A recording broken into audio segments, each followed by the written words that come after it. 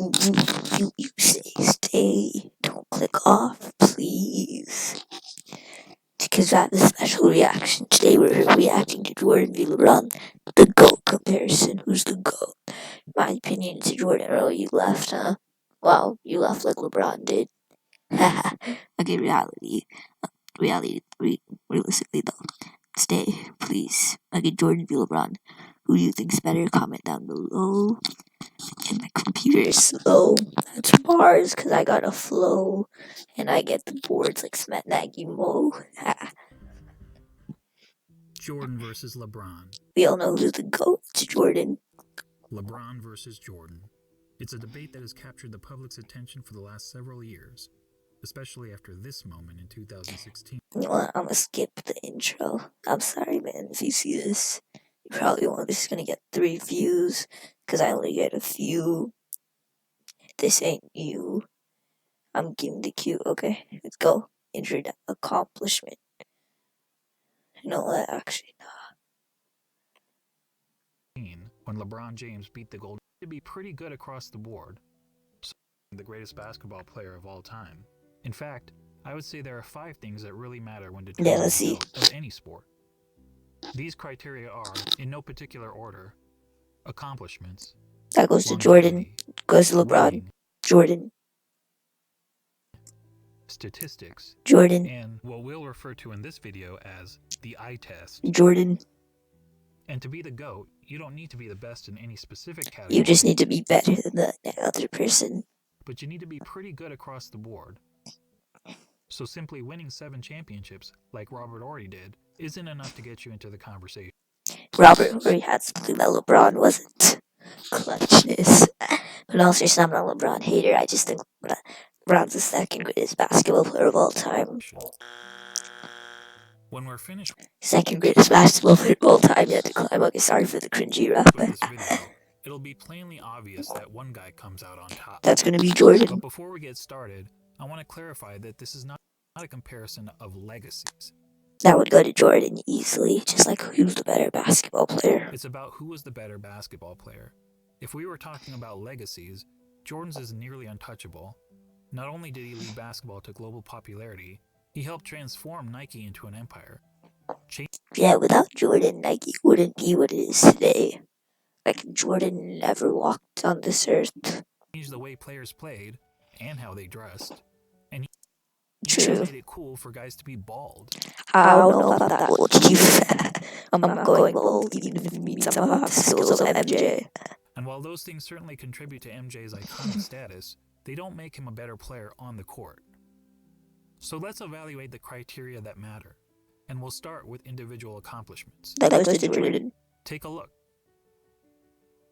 Jordan had more regular season MVPs, twice as many finals MVPs, 9 more scoring titles, and several more selections to the NBA's all-defensive team. I'm not surprised. Named Defensive Player of the Year. I'm not surprised. More All-Star appearances because he played longer. Largely due to his having played more seasons. Yeah, it's like he played the hearts of the Cavs fans. In fact, when taking into account retirements and major injuries, Jordan essentially played 13 seasons. He had 13 All-Stars in 15 seasons. That's really good. Compared to 17 seasons for LeBron, making Jordan's significant lead in accomplishments all the more impressive. And that's to say nothing of MJ's brilliant college career, which saw him... Yeah, I know. He was one of the, if not the best college player of all time.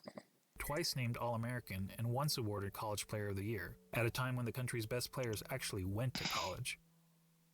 So regardless of that's kind of sad, though. Or MJ fan, you have to give the accomplishments checkmark to Jordan. Yeah, we already know that. The second criteria in our GOAT analysis is longevity. And this one is also a no-brainer, but this time in favor of LeBron.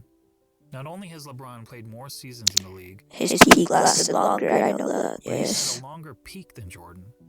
Yeah, we already know that. Jordan's peak lasted about 10 years, whereas LeBron's peak has lasted 16 years and is still going.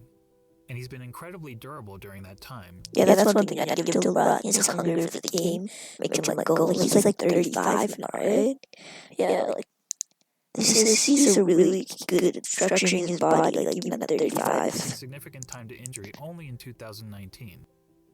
That said, the claim that LeBron has been much more durable than Michael has been a bit overblown.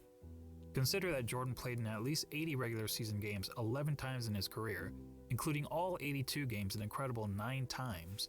Compare that to LeBron, who played in at least 80 Load management. Players like aren't playing as much and sad. regular season games just twice, and in all 82 games just once.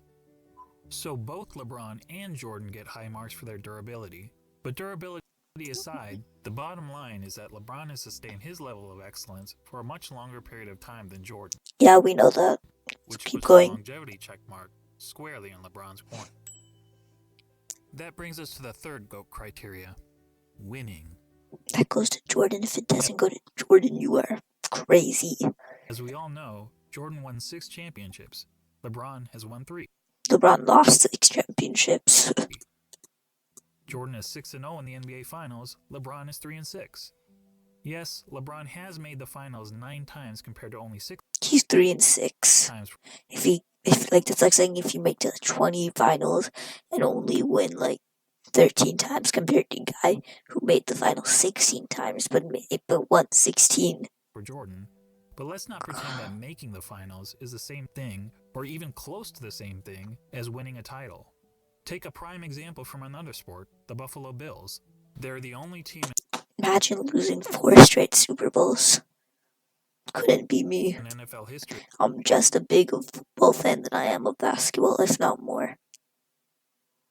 to appear in 4 consecutive Super Bowls. But is there a single player or fan of that team that wouldn't trade all 4 of those appearances for just one Super Bowl win? Yeah, like, that's sad. Frankly, talk to any fan whose team lost the season's final game and ask them how they felt afterward. Almost universally, their feelings are of sadness, anger, and just they felt afterward. Ooh. And that's just the fans. Or like imagine being a player and going to 4 straight Super Bowls. Like you worked all season and then you lose Players, all these 4 of feelings are them. only magnified. Listen to Charles Barkley talk about losing in the NBA Finals. And I was just in shock when it was over because I was frustrated because I couldn't wheel my team past Michael and the Bulls. It's sad though, like I see like you go up against a better player on a better team and you're known as the man. But you can't do it.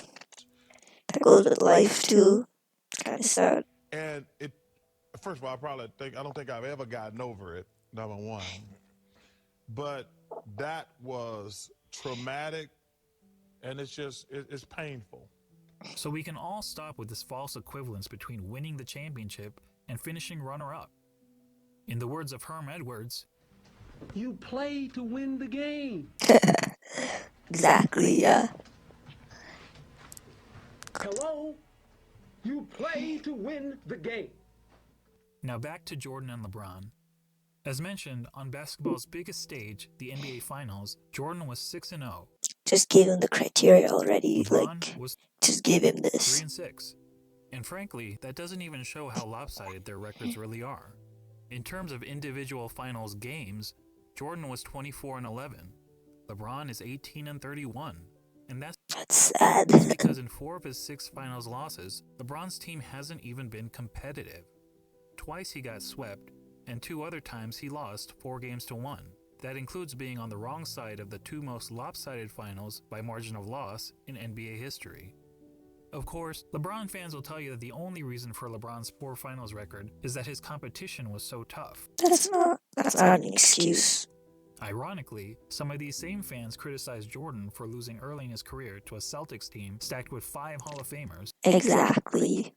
And they conveniently gloss over the fact that LeBron reached the finals so many times in part because the competition in his own conference was so weak. And no one wants to admit this, but LeBron had so much stacked teams. Like, no one wants to admit it. During the vast majority of his career, LeBron played in what many dubbed the Leastern Conference because the East was so much weaker than the West.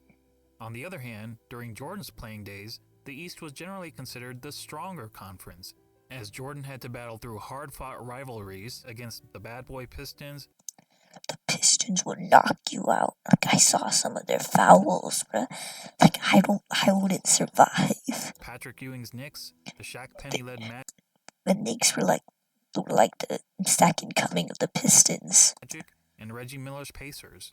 That said, if you want to blame LeBron's failure in the finals on the level Got your ankles broken by my favorite player of his competition, I won't argue with you. But let's also not blow it out of proportion. If you look at the average number of wins of their finals opponents, you'll see that LeBron's finals opponents averaged 60.8 wins per season, whereas Jordan's finals opponents averaged 61.2 wins per season. Oh my god, I didn't even know that. Thanks for giving another stat, so when I argue with someone online. So as it turns out, both players face stiff competition in the finals. But a big reason we don't hold the 93 Suns, the 96 Sonics, or the 98 Jazz in the same regard as some of LeBron's finals opponents is because, unlike LeBron's adversaries, Jordan's opponents never actually won the Larry O'Brien Trophy. Which goes to my original point, that the difference between winning the title and finishing runner-up is huge. And the reason those teams never won the title? This guy. You don't know how many people would want Jordan out the league so they could have won. Look, I'm not trying to say that Jordan's opponents were as good as the Warriors teams that LeBron faced 4 times in the finals. The truth is that Jordan never played a juggernaut quite like that. But there's a pretty good reason for that. Look at Curry, man. Jordan's Bulls were the juggernaut. They were the team winning 70-plus games. They were the team with the target on their back every year. And as if you have a target on your back, that's going to make teams play harder against you. The Warriors showed us that's not an easy place to be. As great as the Warriors were, they were never able to string together 3 consecutive championships. Nah, you can't put that against the Warriors. That was injuries. Bulls Don't do that. Twice. So what's the greater achievement? Beating the juggernaut or being the juggernaut? Being the juggernaut for 6 years is better than beating the juggernaut once. Or to be more specific, beating the juggernaut 1 time out of the 4 times you faced them? Exactly. Or being the juggernaut year after year after year? I like him. I'm gonna drop him a sub. I like him now. Let me give him a sub.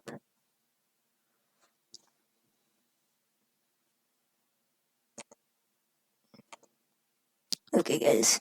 Who do you think is better, though? Just going off the first 10 minutes.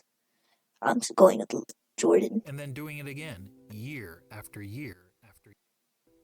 There's no doubt that LeBron's victory over the 73-win Warriors was the highlight of his career.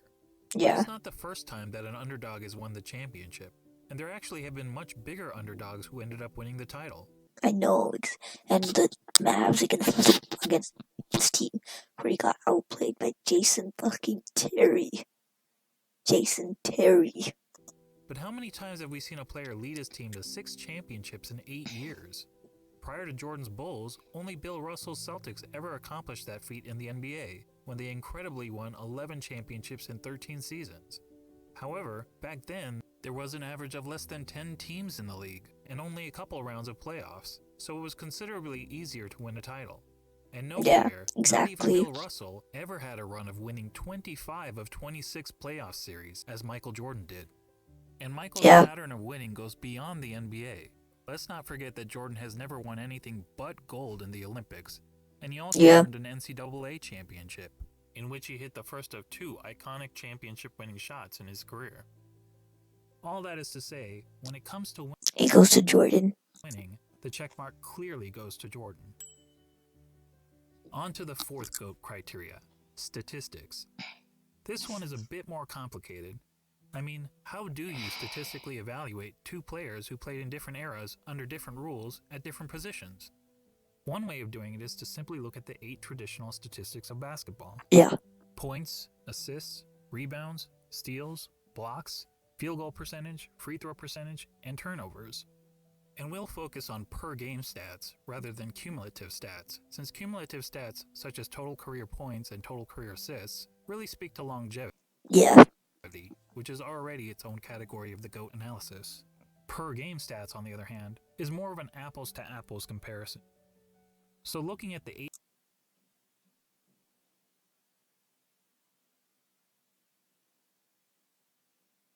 So Jordan wins in most of the categories. For stats, we see that Jordan leads LeBron in 5 of them. Yep, he's the better all-around player. Points per game, steals per game, blocks per game, free throw percentage, and fewer turnovers. LeBron leads in the other 3, assists per game, rebounds per game, and field goal percentage. But that's a pretty simplistic way of looking at statistics. What if we instead turn to analytics? Probably the most well-known analytic stat is player efficiency rating, or PER for short. This metric was created by respected basketball analyst John Hollinger to give an overall rating to a player's performance based on traditional that really shows the value of players like Clay, Steph. Stats like the ones we just mentioned. Jordan has led the league in PER 7 times. LeBron 6 times. Jordan has finished top 3 in PER 10 times. LeBron 9 times. In fact, Jordan has the highest career PER in both the regular season and the playoffs. That's what I thought, Jordan's the GOAT. You can't tell me nothing. Another popular analytics stat is win shares. Jordan has led the league in win shares 8 times. LeBron 5 times. Jordan has finished top 3 in win shares 11 times. LeBron 6 times. And when it comes to win shares per 48 minutes, Jordan has the highest career rating in both the regular season and the playoffs. What about box plus minus? Until recently, LeBron was actually ahead of Jordan in career box plus minus. But after the 2017 season gave Russell Westbrook the greatest single-season box plus minus in history by a wide margin, the architect of box plus minus realized that the stat was fundamentally flawed. So he made some changes to improve its formula. As a result, Michael Jordan now has the highest career box plus minus in both the regular season and the playoffs. And lastly, what about value over replacement player, which on its face seems to favor LeBron James? Well, value over replacement player is a cumulative stat, and as previously noted, cumulative stats speak more to longevity than they do game-to-game dominance. That said, according to value over replacement player, Jordan owns 6 of the 9 greatest individual seasons ever played. Wow, I didn't know Jordan was this good. And on a per-game basis, MJ's career rating in value over replacement player is the highest of all time in both the regular season and the playoffs. Damn. Are you noticing a theme here? Wow, Jordan's the best at everything. Come on now. Not only does Jordan beat LeBron in every ratable analytics stat, he consistently ranks as the best ever across the board. Wow. Before we move on from analytics, I want to mention a lesser-known stat called game score, another brainchild of John Hollinger. Game score measures a player's performance in a single game, so it won't tell us who's had the better career, but it does provide insight into who's had the greatest games. Whoa. Now, we only have game score stats since 1983, so you won't see any mentions of Wilt Chamberlain here. That said, of the 100 highest game scores ever recorded, incredibly 19 of them belong to Michael Jordan. Wow. Damn. In other words, nearly 1 out of every 5 of the best single-game performances over the last 4 decades has been by MJ. Well, wait, I shouldn't be surprised. I heard this on Twitter. Someone said, tell Jordan the coronavirus thinks it's better than him and we'll find a cure tomorrow. That's so true. Who's the highest game score of all time for Jordan's 69.18 rebound masterpiece. Comparatively, LeBron has had only 3 of the top 100 game scores. When discussing the GOAT, Nick Wright is fond of asking this question. The aliens come down. You have 1 game to save humanity. Who's your first pick in the history of the world? Well, Nick, I think we have our answer. Now that I've finished drowning you in numbers, let's be real. Hardly anyone watching this video knows how to calculate PER, win shares, box plus minus. Yeah, that's why we have you. Value over replacement player, or game score. And why should you? This is basketball, not Goodwill Hunting. So let's go back to the traditional stats that we all know and understand. But this time, let's add context to them. What do I mean by context? Well, some positions are simply better than others at racking up certain stats. Let's take rebounding as an example. In a vacuum, if we simply compare the number of rebounds per game of Brook Lopez and Jason Kidd, we might think that Lopez was the better rebounder. The truth is, relative to their positions, Lopez is statistically one of the worst rebounding centers in NBA history, whereas Kidd is statistically one of the best rebounding guards in NBA history. But even a poor rebounding center can grab more rebounds than a great rebounding guard solely by virtue of their roles on the court. So it makes sense that, to understand the context of a player's stats, we should compare them to the respective positions that they Exactly, played. yeah. When comparing LeBron James to the other small forwards who have played at least 500 NBA games, this is where he ranks. Okay, yeah, that's actually pretty That's good. pretty impressive. Now let's see how Jordan compares to all shooting guards who have played at least 500 NBA games.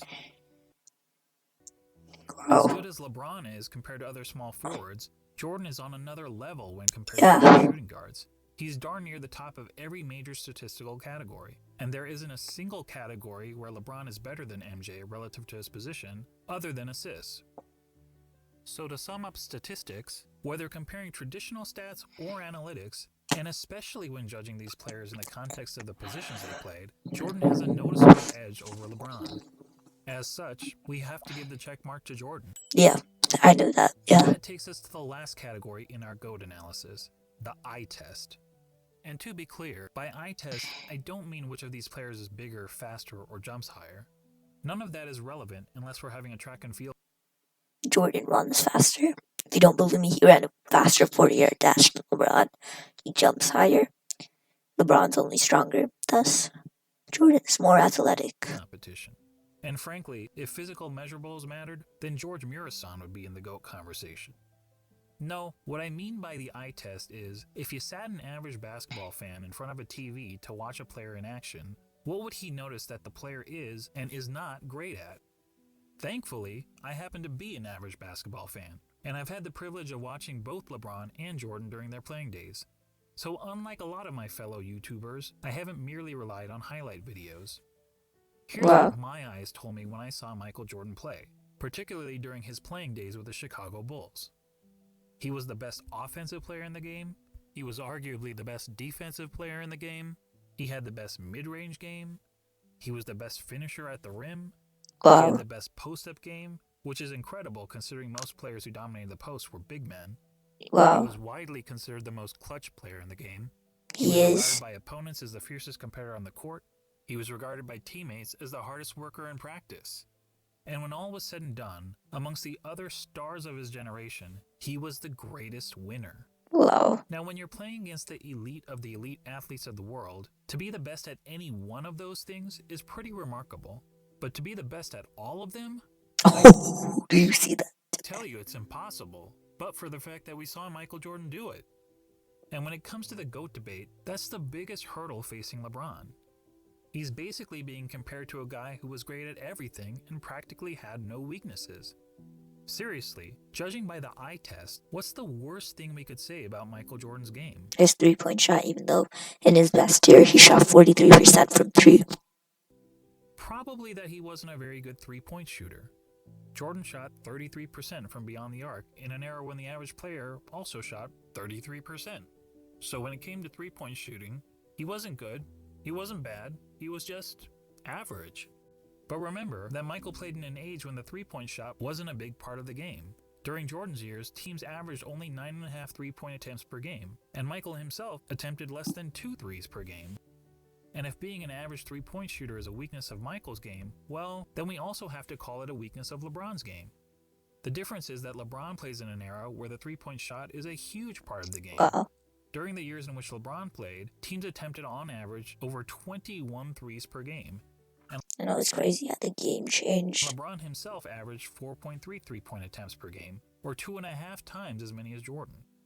Despite the increased emphasis on threes, LeBron's career shooting percentage from beyond the arc is only a hair better than Jordan, at 34%. And it's actually slightly below his peers, who averaged 35% from three during his era. But to reiterate, being an average three-point shooter was by far the worst part of MJ's game.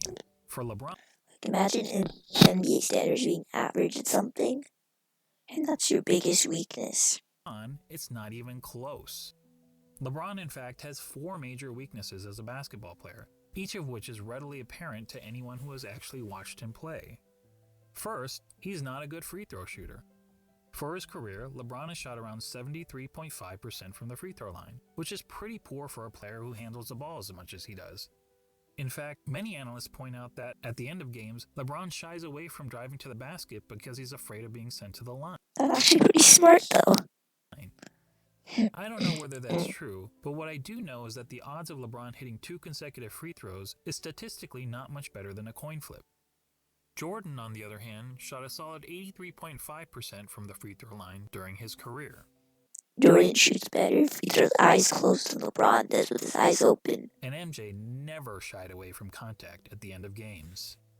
He trucked Charles Barkley. LeBron's second weakness is that he's an inconsistent defender. Sure, he's had some years where he was elite defensively, which is evidenced by his numerous selections to the NBA's all-defensive team, but he's also had several years where he's practically been a liability on the defensive end. Compare that to MJ, who during his Bulls days was a consistently elite defender. Yeah. In fact, Jordan is the only player to rank in the top 5 amongst all guards in both steals per game and blocks per game for his career. Additionally, Michael led his position in defensive win shares practically every year that he played for the Bulls, an incredible 10 times. LeBron, comparatively, has led his position in defensive win shares on just 4 occasions, and in 5 of his last 7 seasons, he didn't even crack the top 10 at his position in defensive win shares. Now, some will excuse LeBron's recent fall-off on the defensive end as a byproduct of his resting on defense so that he can have more energy on offense. And we can That's not an excuse. debate the merits of that strategy. That's like saying, someone slacks off in one part of his job because he's too tired to do both. But resting on defense is not something Michael Jordan was ever accused of doing. Heck, even as a 40-year-old, he was busting his tail on the defensive end. But what about the notion that LeBron's been the more versatile defender? LeBron supporters will argue that he can guard positions 1 through 5 on the court, such as when he guarded Derrick Rose for stretches in the 2011 So Jordan was able to guard the PG playoffs. But LeBron's guarding the opposing team's point guard or center isn't something that happens very often. In fact, during his career, LeBron has spent less than 5% of his total minutes guarding the opposing players 1 or 5. So the versatility argument is highly exaggerated. Yeah. Look, when it comes to versatility, Hometown Buffet may have a more versatile menu than Spago. That doesn't make it a better restaurant. LeBron's third weakness is that he's not a very good shooter. And this is a pretty significant flaw for someone claiming to be the GOAT. I mean, shooting the ball is the quintessential skill in the game of basketball. It's the part of the game that everyone practices, whether on the playground, at the YMCA, or in the NBA. Now, some people will contend that LeBron is actually a better shooter than Jordan because he has a better career field goal percentage.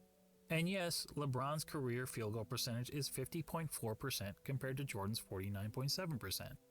But recall what I said about placing stats into proper context. Exactly. To help us Bro, this man is speaking facts. Understand context when it comes to shooting, allow me to introduce DeAndre Jordan and Tyson Chandler. We all know that DeAndre and Tyson were great rebounders and defenders. But what if I told you that they were also 2 of the greatest shooters of all time? That would be certifiably crazy. Yet if you look at all the shooting metrics, field goal percentage, effective field goal percentage, true shooting percentage, both of these guys rank near the top in NBA history. Of course, there's an obvious reason for that.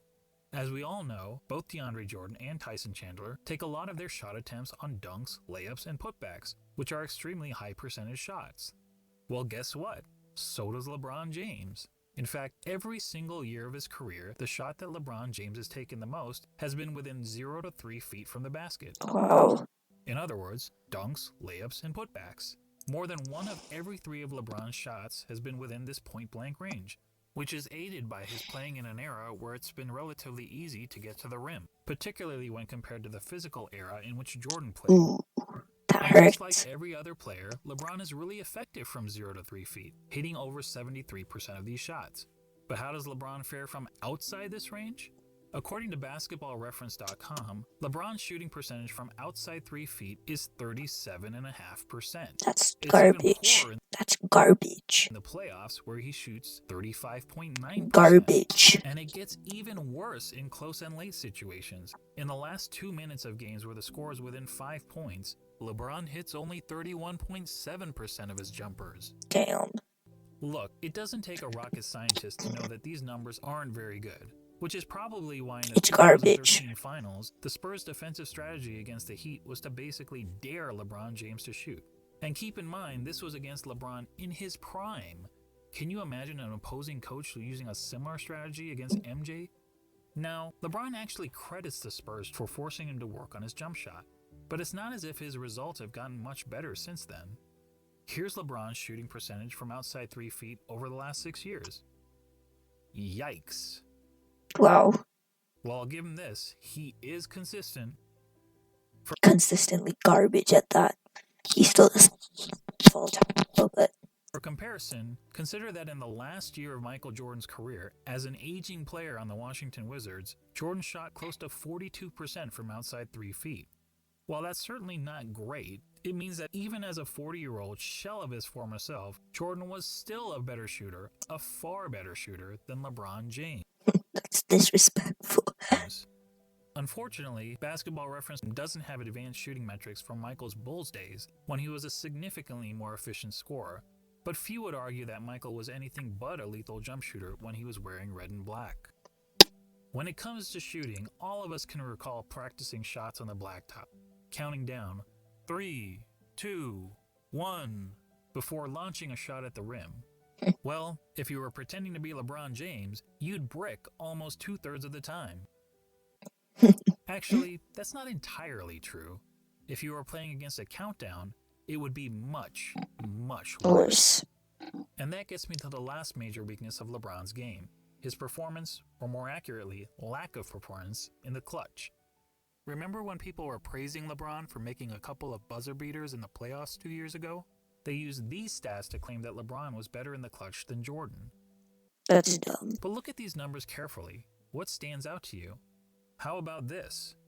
People were using a sample size of less than 1 shot per season to make the case that LeBron was more clutch than Jordan. That would be the equivalent of polling just 100 people in the country to try to predict the winner of the next presidential election. So let's use more telling stats, shall we? Here's a situation that's often used to determine a player's clutchness.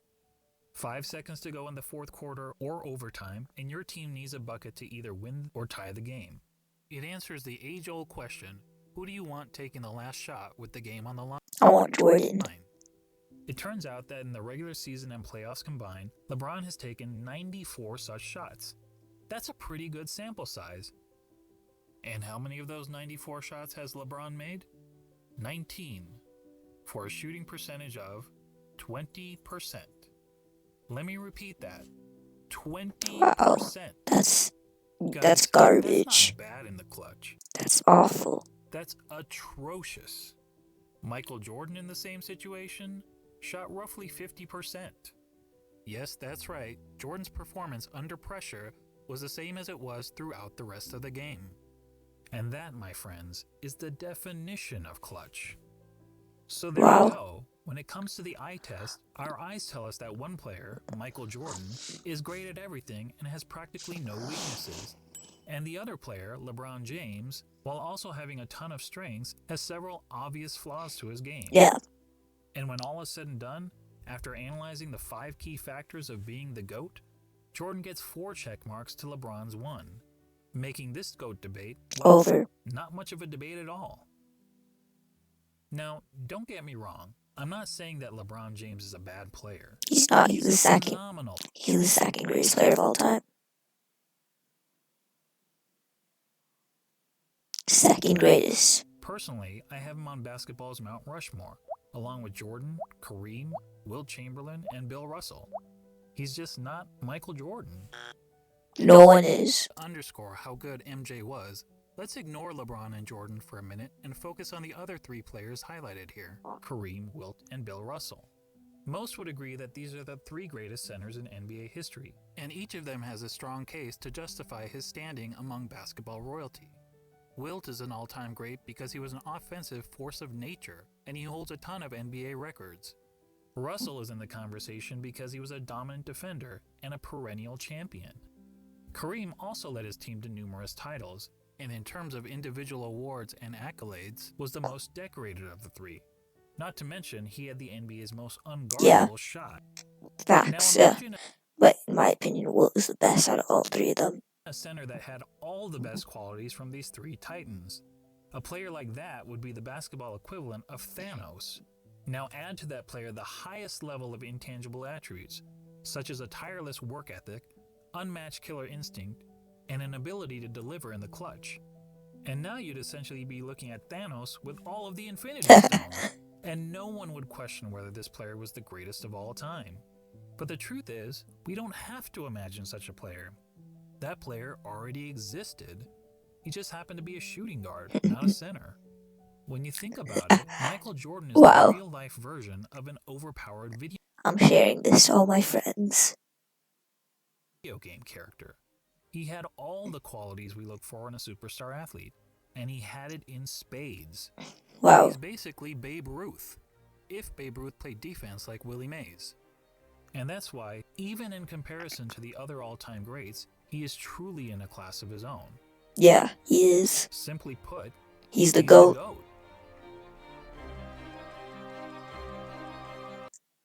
Okay, y'all. Comment down below what you guys think. I honestly want to see what you guys think. And I might flame you guys in the comments if you guys say LeBron is the GOAT. Okay, guys. I'm done. And sub.